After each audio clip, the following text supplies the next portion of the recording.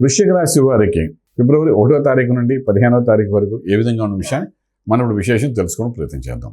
వృశ్చికానికి తృతీయ స్థానంలో బుధాదిత్య యోగం, వ్యాపార యోగం డైనమిక్గా ఉంది. చతుర్థంలో శని, అర్ధాష్టమ శని ప్రభావం కొంత ఎండింగ్ అవుతోంది.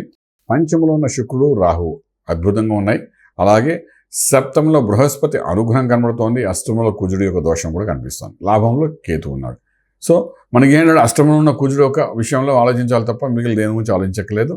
ఏదైనప్పటికీ ఆర్థిక విషయానికి వచ్చినప్పుడు పంచంలో ఉన్న శుక్రుడు, రాహు ఆ కాంబినేషన్ ఏదైతుందో అది కొంత బెనిఫిషియల్గా ఉండే అవకాశం ఉంటుంది.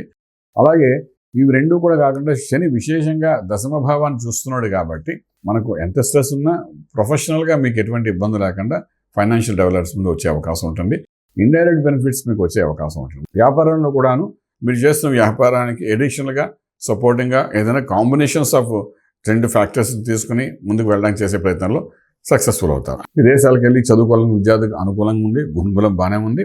అలాగే విదేశాల్లో సెటిల్ అయ్యాలనుకున్న వాళ్ళకు కూడా అనుకూలంగా ఉంది. విదేశాల్లో చదువుకున్న విద్యార్థులకు ఉద్యోగరీత్యా చేసే ప్రయత్నాల్లో కూడా సత్ఫలితాలు వచ్చే అవకాశం 15 రోజులు కనబడుతున్నాయి. శుభవార్త వింటారు, శుభకార్యంలో పాల్గొంటారు. బ్యాంకులో శాంక్షన్స్ అవుతాయి. ఇల్లు కొనాలంటే కొనడానికి అవకాశం కలుగుతుంది.